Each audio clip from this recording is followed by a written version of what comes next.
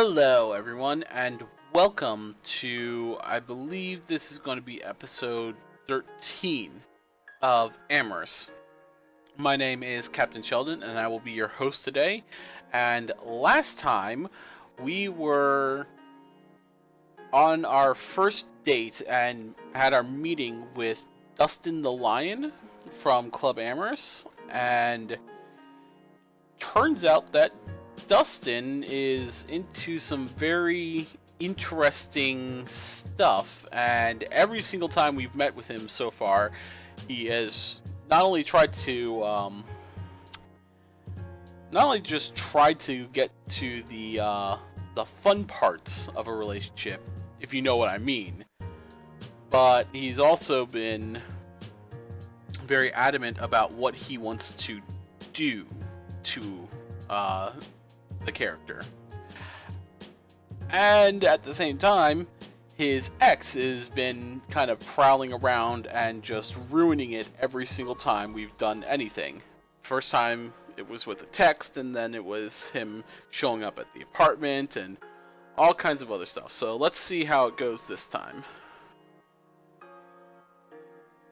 Let's call Dustin Line with his shirt off picture there and his smirking face.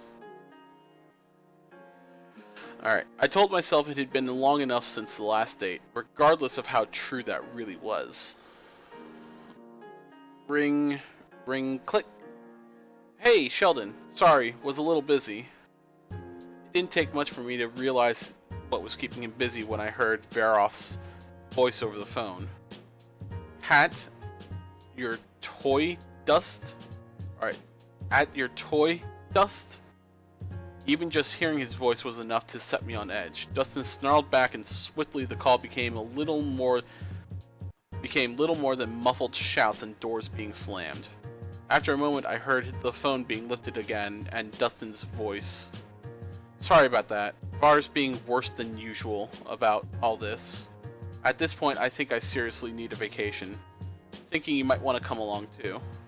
There's this great little inlet not too far outside of town. It's more secluded than the main drag, and less likely to be choked with tourists. Thought we could spend some time there. I feel like at this point, it's getting close to the point where, like, this has to be brought up. But for the moment, let's just keep it on topic. I could use the time away from the house and the job hunt myself. Relaxing on a beach and soaking up sun sounds pretty good right now. It's a date then. Head over to my place when you get a chance and buzz me when you're there. Everything's good to go. I'll see you then. Sadly, he didn't get much of a goodbye. Before I heard Var's voice echoing in the background. I swear that bird makes claws on a chalkboard sound pleasant. Regardless, I needed to get my things together and head over.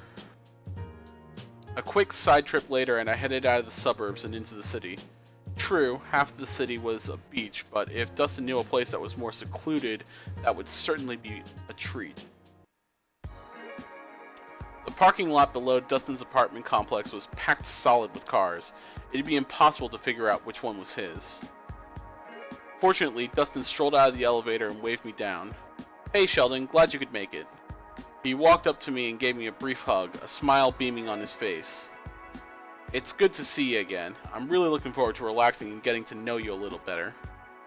His smile turned a little predatory as he glanced around the parking lot. But first, I've got a little game I wanted to play. It's called Guess Which One Is Mine. My brow furrowed and he laughed. It's just for fun. Which card do you think is mine? Kind of an odd game, I suppose, but I can humor him.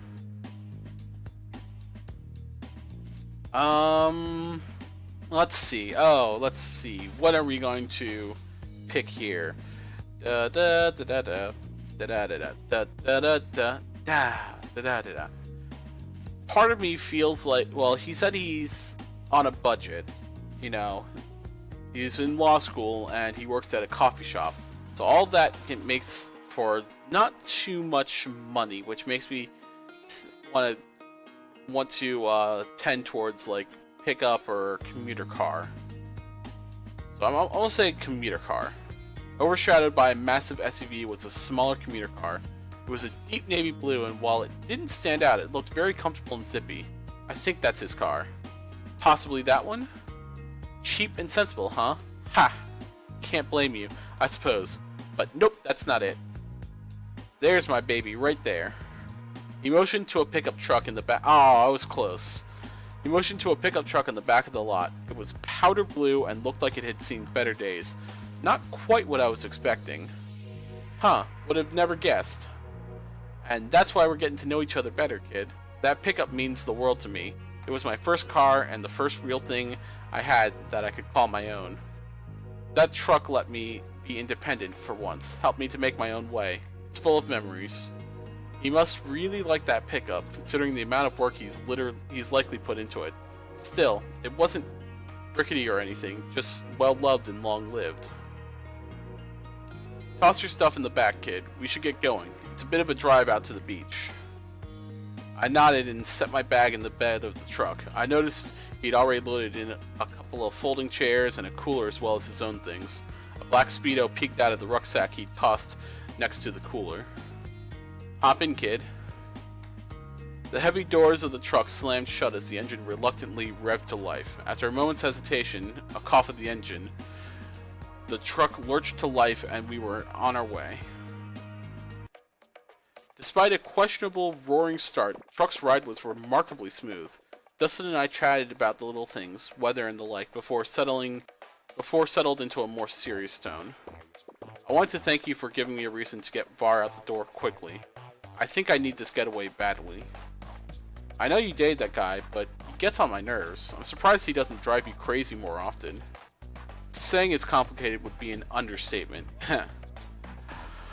Baroth was special to you, wasn't he? Was? Now. Weird to think about it that way. We'd been on and off again for more like a light switch, but somehow I always wound up right back where I started. You mean with him? More than that, everything seemed to just settle back into the same routine. Work, dates, bills, even old Betsy here would seem to wind up with the same issues again. Sounds like rut. Sounds like you were stuck in a rut or something. I've had a little of that lately myself. Never quite felt that simple. You can bust yourself out of a rut. This, though, kind of felt like the world was settling around me. And I didn't mind. It bothers me whenever I think about it, though. Still, yeah, Barb was important to me. Now, I don't even know. I certainly don't think I'm that important to him. I got quiet for a moment. It never really occurred to me that Dustin would be aware of Veroth's manipulations, since it seemed he just went along with it. It made me think back to before I went to Amorous, that strange sort of hazy feeling I had at the start. I was in a rut, frustrated with the job hunt and going nowhere, but still I came back. I still turned to Kobe to drag me out of it. Looks like we're in luck. No one else is out here, and there's plenty of parking right by the beach. We pulled to a stop and got out, grabbing our things from the bed of the truck and hiking down the narrow stairs to the sand below. I suppose it didn't matter what we had going on before now. The only thing that was worth thinking about was enjoying the sun, the surf, and the company. Dustin wasn't kidding about the beach being secluded. Sheer cliffs of sandstone blocked off access from the main road, and the inlet looked like it had been carved out from an underground spout. Still, the sun was in just the right position to flood the tiny beach, and the waves were softly lapping at the shore. It was picturesque. Dustin started by folding up the chairs and tossing down a blanket over the sand. Settling the cooler in the middle, he set up a small beach umbrella towards the back before smiling over at me. There we go. Our own little slice of heaven. Speaking of which... Oh, sorry, excuse me. Much better. Dustin unceremoniously shucked off his shirt, tossing it over the back of one of the chairs. After a short stretch, he settled in onto the blanket, leaving his chest exposed to the sun. Ah, man, I live for this. Nothing like the feel of warm sun on your fur. Um. Oh God, can we be a little playful? Let's be a little playful. You're such a house cat. You sure are such a cat stereotype, curling up in a sunbeam the first chance you get. No use denying my heritage. It's so good. So, how did you find this place? A secluded little cove like this should be a hotspot for everyone looking for a little privacy. Dustin squinted a little into the bright blue sky before rolling onto one side to face me.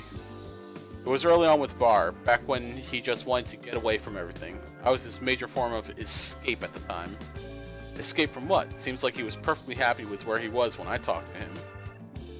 Used to be. He wasn't that into money and getting stuff.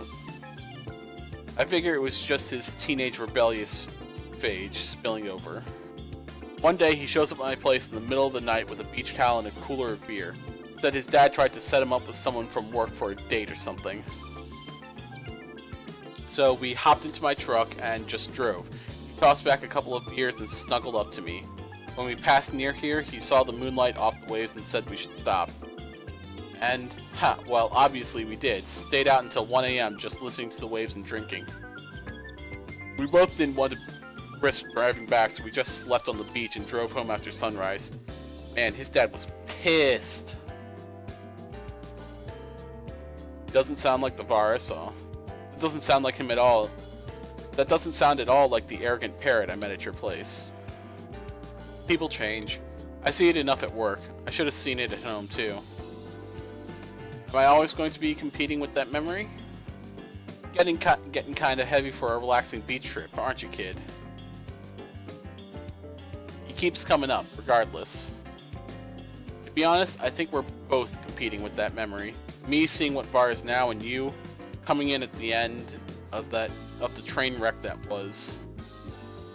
But I'll tell you, it's different now. That routine isn't comfortable anymore, and I'm ready for a new one.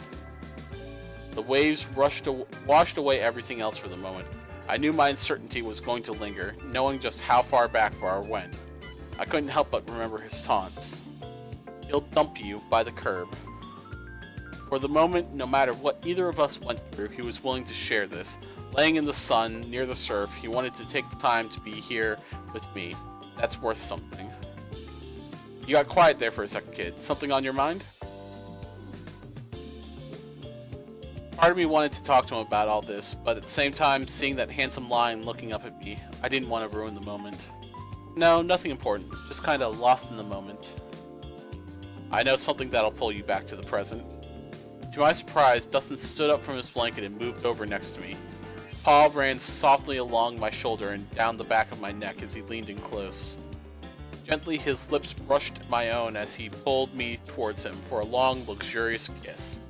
I could feel his strength wrapped around me and the tickle of his rough tongue against mine. There was a tenderness, a warmth that radiated through the kiss. The sunbathing had left his fur achingly hot, and the rolling warmth of the breath left me slumped into his arms. Then the cool ocean breeze passed over my lips, the shock of separation from him pulling me back from my haze. His paw stroked my neck softly, his smile beaming down over me. That's something Baroth and I never did here, a new memory that I'm enjoying greatly. I felt a chill rise from around me. Maybe it was the ocean, or maybe it was my nerves, but I pushed forward into that thick furred warmth and buried my face in his mane. I take it that was a good memory for you too, then. I mumbled and nodded, surrounded by silken fur that trapped me in waves of warmth. Its scent filled my nostrils and left me dizzy.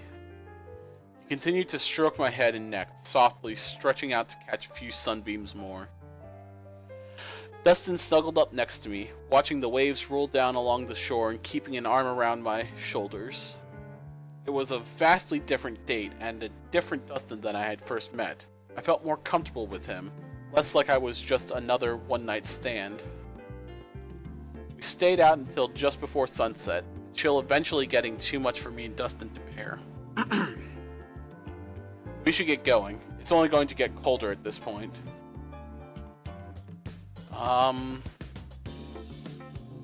Say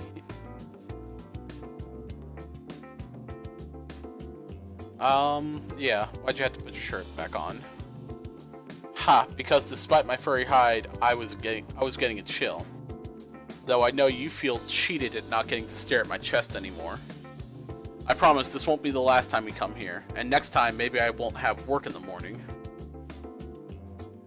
Begrudgingly, I gathered up my things and the cooler as Dustin grabbed a blanket and umbrella. The warmth came back to us as we moved up the trail towards the truck, and I felt a little of that hazy, dreamy feeling from his embrace. Powering through, I tossed my bundle into the back of the truck and hopped back inside. Once the doors shut, the truck roared to life immediately. My surprise was echoed on Dustin's face. Guess Betsy likes you too. We both chuckled as he pulled smoothly out of the parking lot and back onto the main road. The trip back was much lighter than the one over. I was still riding on the high of that kiss, and Dustin's paw had found its way into mine, squeezing it firmly. We talked for a little while longer, since he insisted on dropping me by my house instead of making me walk home. I want to see where you live anyway, just in case I want to drop by and say hi. As we pulled up to the house, Dustin parked and the two of us walked to the front door. Nice place your parents have. Cozy, but spacious. Not quite spacious enough that I get my own room, but my brother and I get along well enough. Heh, well I suppose this is where I should say goodnight. Don't want your dad to come out and kick my ass for bringing you home after curfew. I'm an adult, Dustin. Don't be a dick. He grinned at me, leaned in to kiss me on the cheek. Give me a call soon, kid. I don't like to be kept waiting for long. As I waved goodbye, I could feel eyes on me. Turning around, I drew in a deep sigh when I saw who it was. So, who was that? Suddenly, I feel like it's going to be a long night. Yeah, alright. Well, thank you very much for watching. I'm going to cut this episode here. And next time, we will finish up our dates with Dustin. And hopefully, we will get things wrapped up with him. Alright, thank you very much for watching, and I will see you next time. Bye.